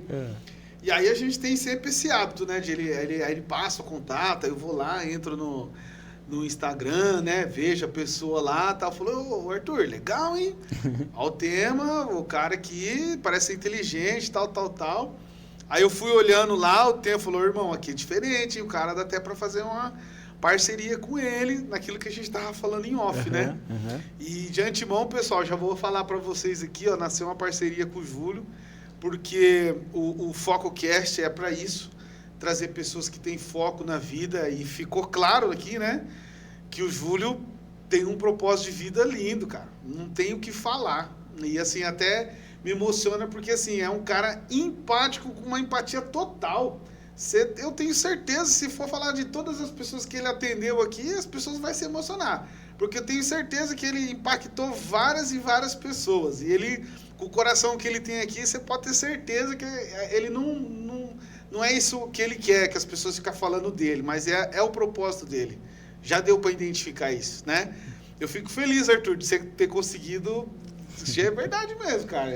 Que legal, né? Porque a gente começou isso aqui justamente para isso, cara. Trazer pessoas que tenham propósito, e eu tenho certeza que você vai trazer muitas pessoas aqui, que essa mensagem sua vai chegar para muita gente. Por quê, ó? Com a Clínica Ritmos, ó, você falou aqui que você tem mensagem para crianças, adolescentes e adultos, casais, né? Para gestantes e... Qual que é outra? Puérperas. Então... Olha que bacana, cara. Cada um desse aqui dá um episódio. Imagine você trazendo uma profissional aqui, você discutindo esse assunto, depois trazendo uma pessoa relacionada. Cara, é o ano inteiro você trazendo gente aqui, Júlio. Poxa, fico de verdade feliz mesmo, tá? Então, nasce essa parceria aí, você pode trazer as pessoas que você achar interessante, né? Pode fazer os agendamentos aí, né, irmão? O que você acha? Legal, nós somos uma parceria. Só falar comigo aí, a gente faz o agendamento, monta o roteiro e couro. Exatamente. Cara, eu agradeço a oportunidade. Você falou das redes sociais, né? 2020 2021, saindo da pandemia, nem tinha Instagram, nada, malemar um Facebook familiar lá. Aí uma paciente falou assim, por que você não começa a fazer conteúdo, né? Eu falei, não, tal, envergonhado, um pouco tímido ainda com essa questão da exposição de câmera. Aí falei, tá, vamos ver, né? Aí comecei a fazer ali. E assim, como você falou, não tem nada ali, clique aqui, compre meu curso, faça contato. Não, cara, é ali, ó, é solto, é aberto. Se a pessoa se identificou, teve ali um tempinho, que bom que para ela fez sentido. Se não teve, rola o feed, vai para outra. Sabe, não é uma questão comercial ali. É uma questão mesmo para poder conectar, e muita gente responde ali no direct, né, muito envergonhado ainda. Eu posso procurar isso para isso daqui? A psicologia pode me ajudar com isso? E como eu falei dessa paciente de hoje, é interessante quando você pode direcionar ali, com o mínimo do seu dia, com o seu esforço, aquela vida que está precisando de um pouco de luz para continuar caminhando. Uhum. Ô, Júlio, e qual que é a sua rede social? Tá, eu trabalho, né, no Instagram, Júlio Ribeiro Psicólogo, então @Júlio Ribeiro Psicólogo, um Instagram aberto ali, que eu produzo conteúdos, né, não na frequência que eu gostaria. Esse é o seu perfil? Esse é o meu perfil, que aí eu ponho ali conteúdos voltados à psicologia, de vez em quando eu boto meu estilo de vida, minha esposa, meu filho Miguel e tal, e tem da Ritmos também. Que ali da Ritmos é @Ritmos Psicologia, tudo junto. Ritmos se escreve RITMUS, Ritmos Psicologia. E na Ritmos a gente está com essa vertente mais de atendimento mesmo, profissional.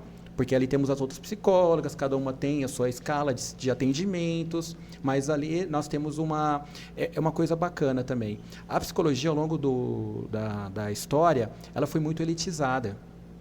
Quando a gente falava da psicanálise freudiana lá atrás, pensava assim 3 vezes por semana, até 5 vezes por semana, ter análises, né, ter as sessões.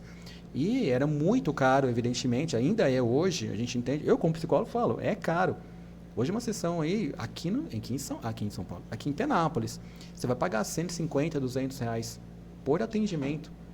Dá R$800 por mês, num país com o salário mínimo de R$200, isso em Penápolis. Vai para grandes centros é R$300, R$400, brincando. Então, muitas vezes, dificulta essa questão socioeconômica monetária para a população de modo geral. Temos no serviço público, e aí numa prerrogativa de Penápolis, mas de modo geral, a demanda é muito maior. Teria que contratar só em Penápolis mais uns 20 psicólogos para dar conta. Que é muita gente que precisa. E isso aqueles que tomaram consciência do que precisam. Fora esses outros que estão ali perambulando socialmente. Então, a Ritmos ela nasce também com uma proposta de democratizar o acesso à saúde mental. Tanto é que as psicólogas, assim como eu, a gente tem nosso trabalho em paralelo. Ali é para fazer aquele atendimento social, regrado com qualidade, acolhimento, evidência, sensibilidade. Já temos uma carteira boa de pacientes que são atendidos semanalmente, tanto no presencial como no virtual. A proposta inicial da Ritmos era, inclusive, o virtual, para poder atender aí no Brasil todo. Mas aí, como a gente tem uma base sólida aqui na região, aí as pessoas começaram a perguntar, não, então vamos abrir uma sala para... Hoje a gente tem uma sala que é para Ritmos, os pacientes serem atendidos, e aos poucos escalonar para esse movimento nacional. Legal. E... aqui, ó, vamos pensar para você trazer o primeiro tema aqui. Fala sobre casais, cara. Casais? Podem falar. Eu não vou falar aqui porque é muito próximo, mas teve um problema, né? Quase uma separação.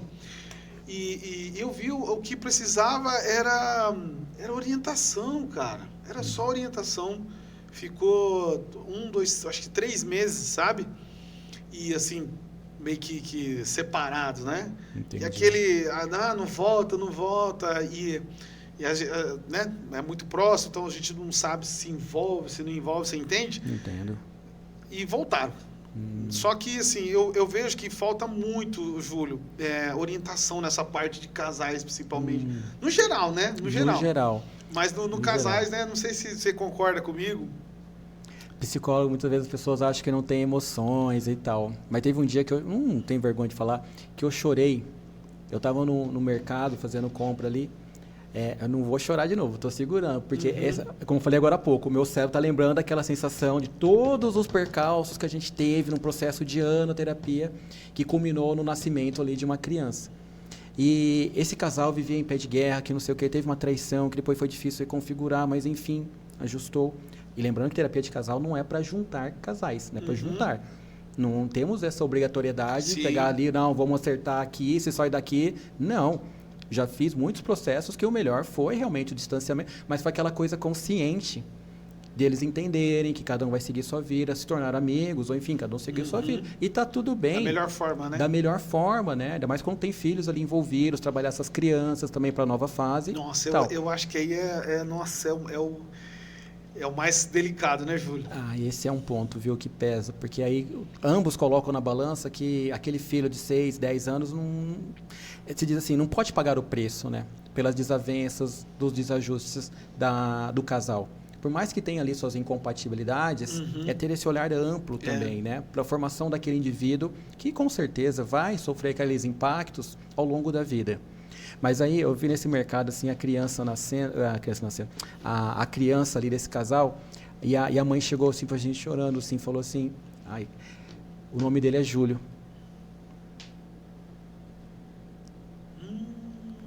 Deu o nome Júlio pro filho dela, pelo processo terapêutico, cara. Aí eu vi assim, aí eu virei a gôndola assim, começou a escorrer. Eu falei, caramba, velho. A gente nem imagina o quanto que a gente muda a vida de uma pessoa. E assim, colocou no primeiro filho ali daquele casal, tal, colocou o nome. E assim, como uma forma que vai sempre lembrar ali. O Julinho. E você viu no mercado? Depois de muito tempo, né? Cidade pequena, você tá ali, teve alta tal, você perde contato, né? De como o paciente progrediu. Aí do nada, assim, vou lá pegando lá alguma coisa lá nas gôndolas lá. Ô Júlio, tal, ó, quero te mostrar esse aqui, é o nosso filho tal. O nome dele é Julinho. Vixe! Aí eu falei assim, ai, que legal. Dá licencinha ali que eu vou ali. Aí você fala, caraca, mano, que... Dá licença que eu vou ali chorar um pouquinho. Aí passa aquele filme, né? E eles brigavam na sessão ali, cara, troca de acusação, enfim. Mas depois foram se ajustando, foram entendendo. Porque, rapidamente, você falou um ponto muito importante. A gente poderia ficar a noite toda aqui falando. Você falou um ponto muito importante, que a sociedade ela foi perdendo bases. Ela foi perdendo pilares de sustentação. A própria questão dessa dopamina que está em alta, quando a gente vivia nas cavernas, a gente não tinha muito acesso a nada. A gente comia o que tinha, vivia do jeito que dava. Hoje você tem preferências e preferências, você abre catálogos e catálogos e não sabe o que escolhe, de tanta informação. Você vai lá, não sei qual rede social eu sigo, não sei o que eu peço lá no streaming para poder assistir, não sei o que eu compro hoje em dia. E isso deu uma bugada no nosso cérebro. A gente não foi preparado para viver isso. Vários estudos na psicologia da evolução humana mostram que a gente não acompanhou o desenvolvimento social, tecnológico. E a gente está lá atrás ainda, com um modelo, sabe? E aí, o que eu faço? Para onde eu vou? E isso vem para os relacionamentos. Aquela ideia de tá tudo fácil hoje, né? Por que eu vou passar um relacionamento com sofrimento, com angústias? Ah, não, eu tenho mais acesso aqui. E as instituições, eu não estou fazendo aqui uma defesa cega, dogmática. Eu estou falando que perdeu-se essa vinculação para lidar com os problemas. O que a gente mais vê hoje na juventude? Primeira briga já termina. Fila anda, né? Sofrência para quê? Não, vamos seguir. Fica chorando por ele, não. Vamos andar. E aí essa instituição ela foi corrompendo, foi dissolvendo. E aí a gente foi cada vez mais ficando distante, entrando em processos de solitude, né? Solitude não, solidão. Aí vem essa solitude que diz que é bom para ficar sozinho. Mas o ser humano não foi feito para ficar sozinho. Ele não nasce sozinho, ele não morre sozinho. Então não tem como nesse percurso a gente acreditar que fomos feitos para isso. O que aconteceu é que, devido à dificuldade para encontrar pares saudáveis, é melhor se afastar e ficar sozinho, inventar uma solitude, que é aquele bem-estar e tal. E pode até, tem pessoas que conseguem, não estou fazendo aqui um movimento contrário. Mas só para voltar na questão do suicídio, as pessoas que têm menores índices, isso comprovado, são aquelas que têm uma religiosidade, uma profissão e que são casados. Pô, mas está falando assim que eu tenho que acreditar em Deus? Não, porque essas pessoas têm pertencimento social. Elas têm ali um grupo religioso que ela participa. Eu não estou falando de Deus, estou falando de um grupo. Uma comunidade. Isso, boa palavra, comunidade. Quando eu falo Júlio Ribeiro, psicólogo, eu pertenço à categoria dos psicólogos, jornalistas, videomakers e tal. Você pertence a uma categoria, você tem uma vinculação social. E quando você é casado, você tem pessoas ali do lado. Então, os maiores fatores protetivos à questão da saúde mental, que vai descambar lá depois, na questão da morte autoinfligida, são pertencimentos. Então, não tem como a gente entender que sozinho, você pode até viver uma vida mais leve ali, mais fácil, na verdade, cômoda, mas a nível de saúde coletiva, a gente precisa ter relações saudáveis. Bacana, muito top. Legal. Nossa, pessoal, chegamos no final aqui do 21º episódio do FocoCast. A gente falou de vários assuntos, saúde mental, Setembro Amarelo. O Júlio comentou um pouco da história dele, da clínica também, deixou aqui os contatos dele, onde que a gente pode achar. E nasceu a parceria para ter aqui o FocoCast agora. O Júlio vai ser o âncora falando do tema de psicologia, tá? Então, os próximos episódios aí vai ser com o Júlio, ele trazendo os convidados dele aí. E muito obrigado por aceitar o convite, viu, Júlio? Foi um prazer receber você aqui, uma pessoa fantástica. Eu tenho certeza que esse episódio aqui, quem assistir vai conhecer você e vai se identificar, vai ter empatia pela sua pessoa, pela sua história, pelo cara que você é, né? Como que é o nome do seu filho mesmo, você falou? Miguel. O Miguel e a sua esposa? Sandra. Um abraço para eles aí, que tenho certeza que você fala deles com muito carinho, muito amor, né? O que é família para você? Ah, família sem ela não vivo. Não tem como, né? Tudo que eu conheci a Sandra em 2012, eu estava formando ainda. Então, não tem como não acreditar a ela, até mais do que eu gostaria, né, que deveria. E ela é mais tímida, mais acanhada, mas está ali, do lado, vendo as minhas angústias, quebrando a cabeça comigo, sendo parceira. E o Miguel, como eu expliquei aqui, foi aquele que me deu um sentido diferente. Poderia, talvez, hoje até estar fora do país, trabalhando aí em grandes clubes e tal, mas não teria essa vivência. Sim. Que no dia a dia é o que me torna mais humano. Legal. Você quer deixar uma mensagem para ele aí, Gê? Eu queria parabenizar mais uma vez o Júlio. Obrigado. Foi, assim, uma aula, né, igual eu falei aqui. E, cara, parabéns aí por essa inteligência. Eu sou muito fã de gente que é inteligente, assim. Fiquei de cara aqui com a sua fala, né? Você fala bem, desenrola bem, sabe? E é isso aí, cara. Eu queria só mesmo parabenizar aí por essa bagagem que você tem aí. Beleza? Deixa uma mensagem final aí, Júlio. Saúde mental é necessário. É necessário a gente falar, a gente buscar, a gente se permitir aquilo que nos afeta, mesmo no silêncio da noite, mesmo naqueles momentos obscuros, e procurar ajuda faz total diferença. Não se sinta envergonhado, não se sinta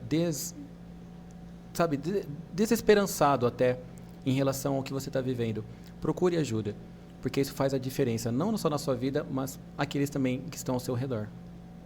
É isso aí, pessoal. Se você chegou até o final desse episódio, compartilha, curte, segue o Júlio nas redes sociais, o FocoCast, a clínica também, Ritmos, e até o próximo episódio do FocoCast.